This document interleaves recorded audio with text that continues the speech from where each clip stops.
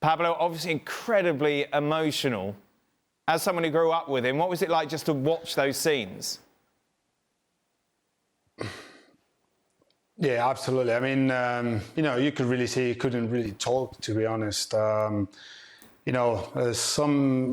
of emotions. You can see how many people were there at the Camp Nou to support Sergio at a difficult time, because obviously that was probably not the way he wanted to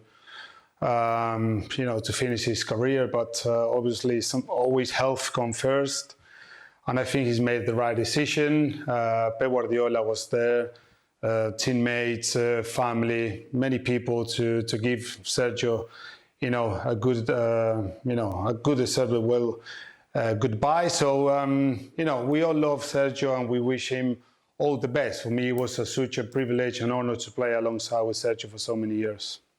When was he first on your radar, Pablo? When did you first hear about Kun Aguero? Sorry, Dan, say again? As you were growing up, obviously he's a little younger than you. When did it first kind of come into everybody's appearance that maybe this young Kun Aguero could be something a bit special?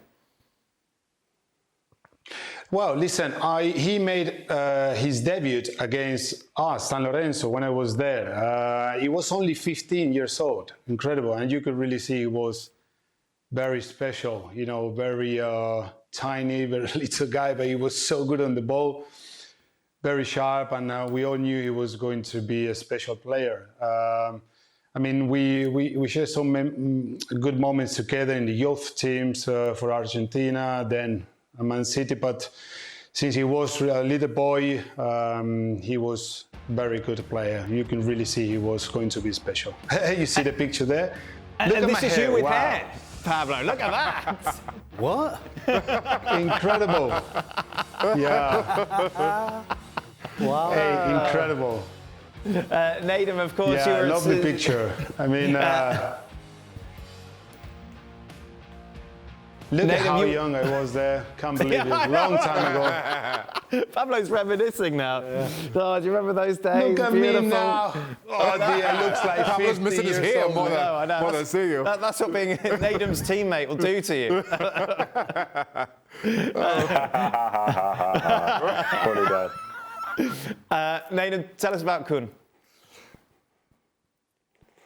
Okay, so he came onto my radar when he was at Atletico, and around the time I'd be paying attention to Barcelona and so on, but there was this guy's like video game guy who's into this fighting game, really cool and all that stuff, and then before you know it, City get taken over, they're making progress, so we already had Carlos Tevez, and all of a sudden we bring in Sergio Aguero, and you're thinking to yourself, like, I wonder what he'll do for the club. When I first met him, he was a really nice guy, but you're wondering, what will he do for Manchester City? I think he ended up scoring on his debut, and then maybe 260 goals later, he leaves at a time when basically they're building a statue outside the stadium in his honour because he was so consequential for the football club and for the Premier League.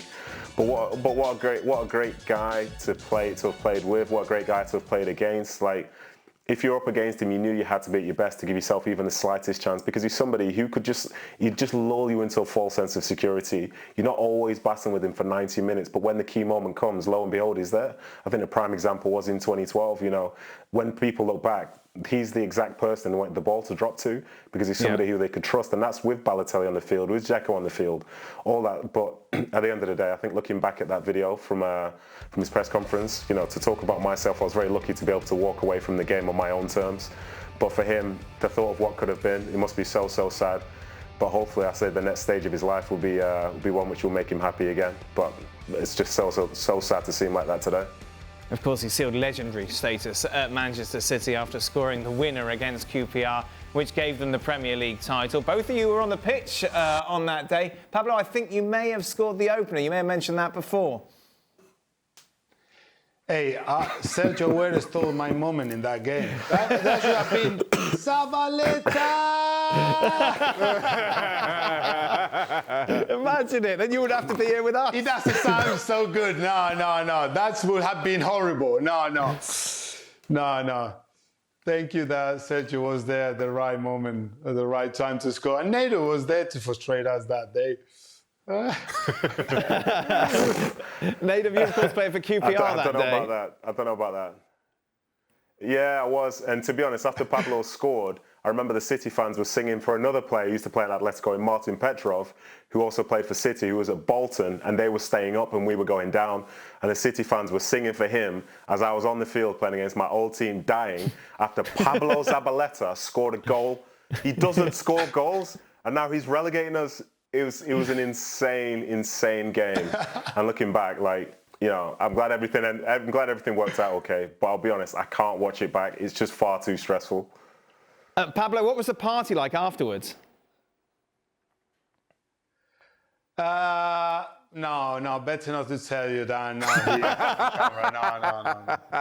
It's okay, we won't tell anyone. It's all right. That's not a problem. That was 5. That was 5. I don't think... Look, we're never going to see an ending like that, I don't think. You think 1989 and what happened to your boys against Arsenal, that even eclipses that, doesn't it? It does, yeah. That was even later. Yeah.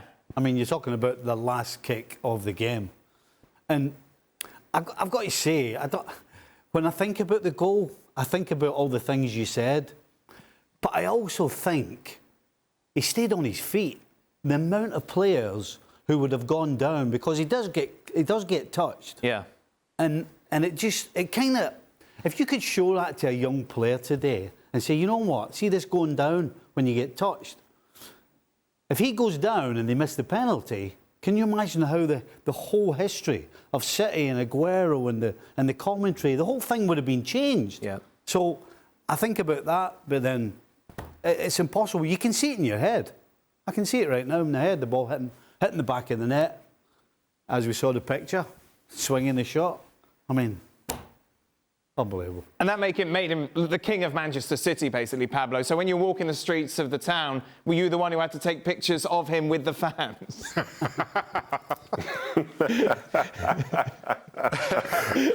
Oh, dear.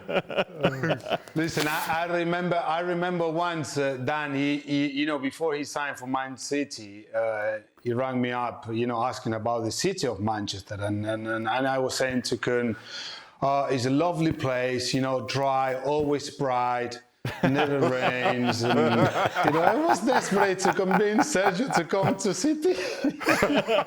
And then after a few months at the club, he was next to me and was saying, Saba, you're such a liar. Look, it's raining almost every day. Say, too late, go now, too late. Fair. I mean, Shaka, you were just talking about this lack of backlift, which made it so difficult for goalkeepers. From a goalkeeping perspective, you're looking for that backlift to give yourself an opportunity to make the save. And I think one of the things that made Kun Aguero as good as he was the fact that he had the ball with a backlift. So keepers didn't have any time to react. So it was always so much more difficult from a goalkeeping perspective to anticipate, to get yourself set and to make the save. But to that goal, and I know we've spoken about it so much, but there was so much about it that kind of is you couldn't script. That it's Manchester United. Their game had just finished. They're sitting on the sidelines waiting for the final whistle at the City game to go. Given that relationship between City and United at the time and the jibe about noisy neighbours, and then to have that game finish as it did, and as late as it did, it just seems, sometimes truth really does eclipse fiction. Well, thank you very much for watching ESPN on YouTube. For more sports highlights and analysis, be sure to download the ESPN app. And for live streaming, premium content, and let's not forget as well, ESPN FC 7 days a week. Subscribe to ESPN+.